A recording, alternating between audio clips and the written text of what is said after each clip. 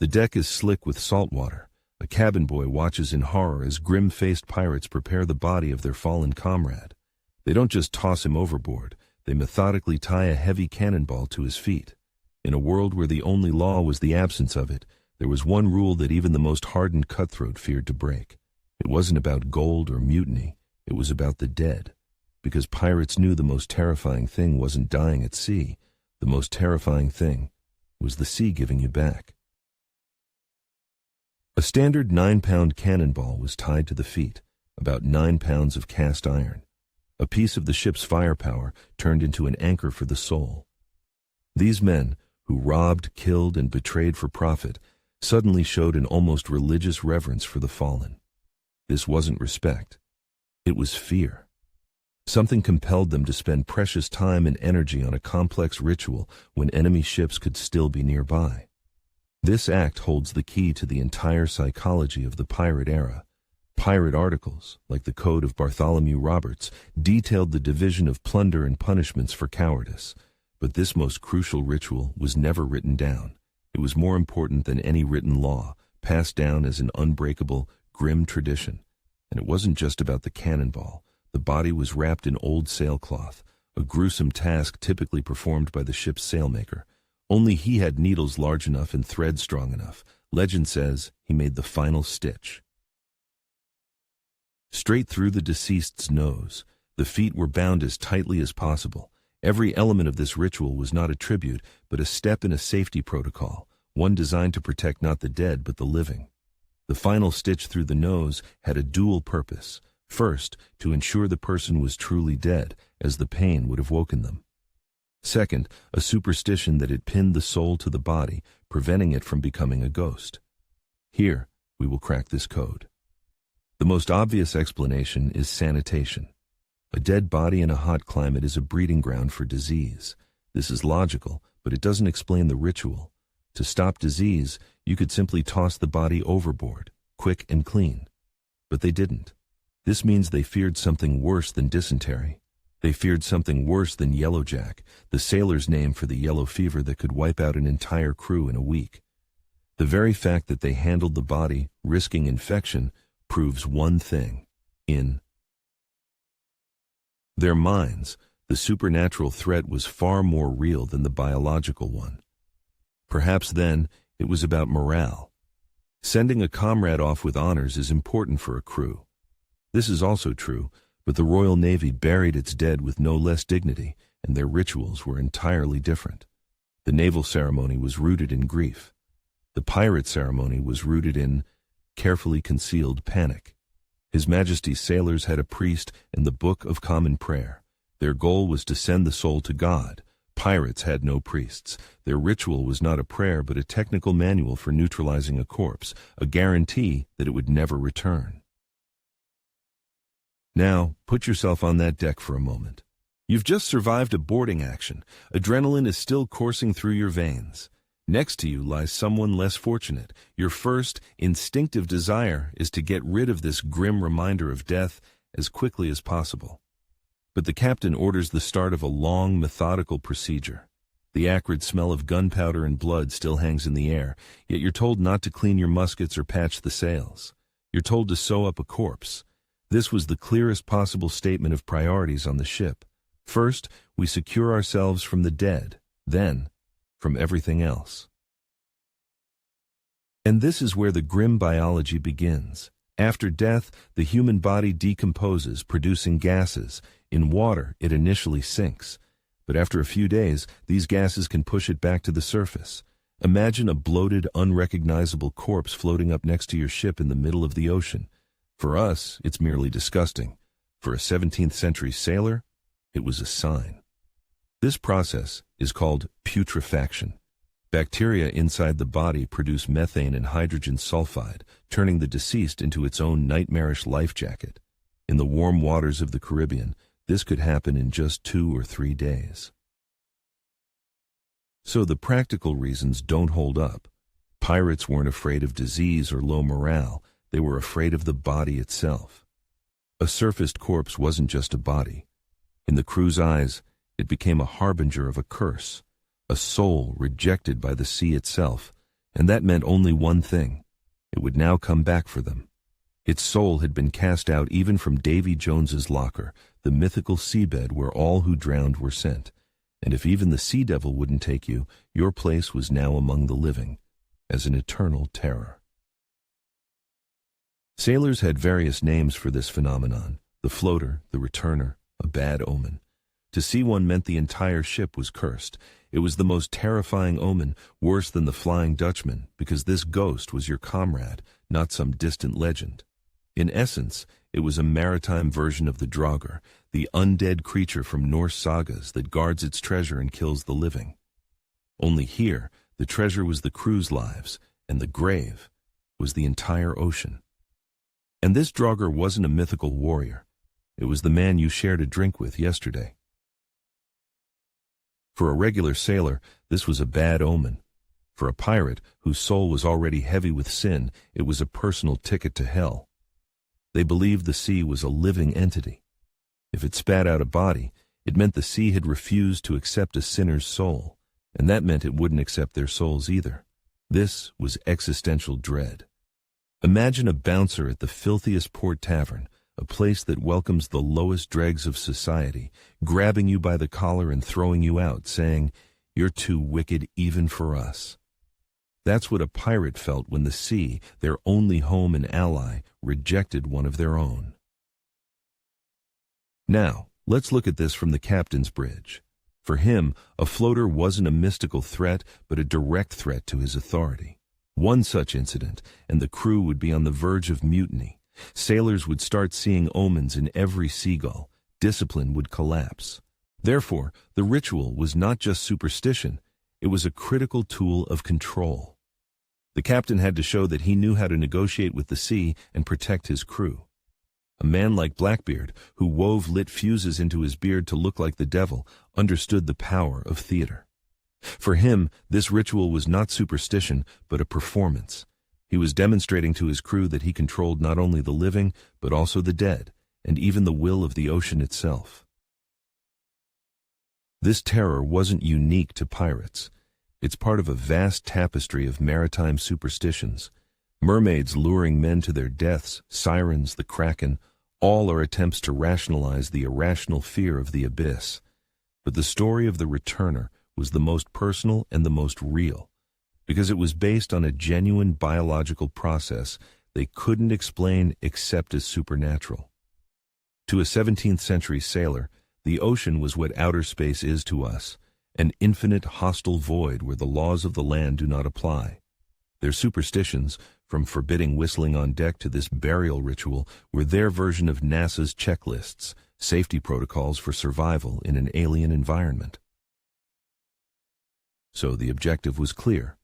The body must remain at the bottom, forever.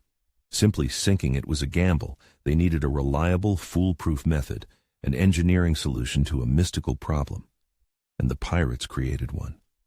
In essence, they invented the world's first system for the irreversible deletion of data for the human body. Let's reverse engineer this grim technology. It all began with coarse, salt-stiffened sailcloth. The body was wrapped tightly, creating a cocoon that concealed injuries and symbolically sealed the spirit within. And then came the moment for the famous maritime legend, the sailmaker's final stitch, made straight through the deceased's nose. It was a brutal but reliable test. If the person were still alive, even in a deep coma, they would certainly have woken up. It was a guarantee they weren't burying someone alive. This practice, strangely enough, was not exclusive to pirates. It is also documented in the journals of Royal Navy surgeons, in an era when determining death was difficult. This was a final, desperate test for signs of life. Next came the weight, usually a cannonball or a heavy piece of ballast. The weight had to be excessive to ensure it would counteract the buoyant force of decomposition gases. A cannonball was ideal, compact, incredibly heavy, and always available. The symbol of the ship's power now served as an anchor for the soul, chaining it to the seabed, to Davy Jones's locker. To put it in modern terms, simply throwing a body overboard is like moving a file to the recycling bin. Wrapping it in a shroud is like zipping it into an archive. But tying a cannonball to it is like applying an algorithm for permanent data erasure with multiple overwrites. It's a guarantee the file will never be recovered. A crucial detail: the weight was attached specifically to the feet. This ensured the body would sink vertically, feet first. This was fundamentally important. It symbolized a final descent downward into the underworld. If the body sank horizontally or head first, it could be interpreted as an attempt to return or look back. No chances were taken. On land, the deceased is lowered into a grave horizontally. At sea, where the grave is vertical, this ritual mimicked a step or a descent into the abyss. The body had to walk into the afterlife, not fall into it. It was an imitation of a final journey. From a physics standpoint, how effective was this protocol? Absolutely effective. Sufficient weight attached to a body will reliably keep it at any depth. The pirates, without knowing it, had found the perfect engineering solution. They used the laws of physics to combat their metaphysical fears. It was a triumph of pragmatism disguised as superstition. They intuitively solved a problem based on Archimedes' principle. The buoyant force of the water, and later the decomposition gases, had to be less than the force of gravity on the body plus the cannonball. They didn't know the formulas, but through experience they found a solution that would pass a physics exam. The ceremony was brief, no long sermons. Often it consisted of a few simple words addressed not to God, but to the sea, a request to accept the soul and grant it peace. It was a transaction. The crew gave the sea a body prepared to all technical specifications, and in return the sea guaranteed their safety from its ghost. After that, the body was slid overboard, and a sense of relief settled over the ship. On a pirate ship, where a mutiny could erupt over the division of rum, this ritual was sacrosanct. It was one of the few laws that united everyone, from the captain to the cabin boy. To violate it was unthinkable because it meant endangering the entire ship. Thus, superstition became the foundation for social order in a state of anarchy. This ritual was the keystone in the arch of pirate society. Remove it, and the fragile structure of temporary alliances, fear, and greed would immediately collapse. It was the only law that didn't need to be enforced by violence. Its police. Force was a universal primal terror. Let's return to our cabin boy from the beginning. What is he really seeing? He sees that even the most fearsome cutthroats are afraid of something intangible. He is learning the most important lesson for survival on this ship. The laws of physics and the laws of mysticism are equally important here. Your salvation depends not only on your skill with a cutlass, but also on your knowledge of and respect for the unseen rules of this world. For him, it's like a young programmer's first day on the job. He can learn the coding language, but the real lesson comes when he's shown the old legacy code. No one understands how it works, but everyone is afraid to touch it because it holds the entire system together. The sea and its laws were that code. Think about it. How different are our rituals from those of the pirates? A pilot walking around the plane before takeoff, a surgeon who always listens to a specific piece of music before an operation. These are all ways to take control of the uncontrollable, to bring order to chaos through repetitive, familiar actions. The pirate ritual is just an extreme version of what we all do every day. Psychologists call this the illusion of control. This phenomenon, first described by psychologist Ellen Langer in 1975, proves a simple point. People tend to overestimate their ability to influence random events. The pirate ritual is a powerful example of creating an illusion of control over death itself. Thus, this grim rite was everything to the pirates at once: insurance against a curse, a tool of management, and an initiation ceremony. It transformed a group of bandits into a single organism, bound by a common fear and a common method of overcoming it. But which was more important? What was primary, the fear or the desire to control? The answer to this question reveals the very essence of the pirate mindset. So what was this ritual really? A shield forged from primal fear to protect the living from the dead? Or a chain forged from that same fear to control the living with the dead? It was both. The shield and the chain were forged from the same metal. This unwritten code can be reduced to three simple but unbreakable laws of the pirate afterlife. The first law: The boomerang effect. The primary driver of the ritual is the fear that the sea will return your sin to you in the form of your comrade's bloated body. It is a curse you brought upon your own ship. The second law. The Archimedes protocol. The ritual with the cannonball at the feet is not magic. It is the ruthless engineering of superstition, a pragmatic use of physical laws to solve a metaphysical problem, a guarantee that the boomerang will not return. The third law. The drowned man's constitution. In a world without laws, the only functioning constitution is a shared primal terror. This fear ensured order and control over the crew better than any whip. The story of the pirate ritual is not just a spooky sea tale. It's a story of how the human mind copes with its greatest fear, the fear of death and the unknown. When there is no science to explain a frightening phenomenon, we create a ritual. When there are no laws to maintain order, we create a superstition. The pirates were beta testers of the human psyche under conditions of extreme isolation and stress. Their rituals were patches and hotfixes for the operating system of our consciousness, which constantly threatened to show a blue screen of death from the terror of the unknown. And now, the main question for you. What do you think was the root cause of this ritual? A sincere, primal fear of the supernatural, or the cold, pragmatic calculation of captains who used superstition to manage their crews? Write just one word in the comments, fear or calculation. Let's see which is more common.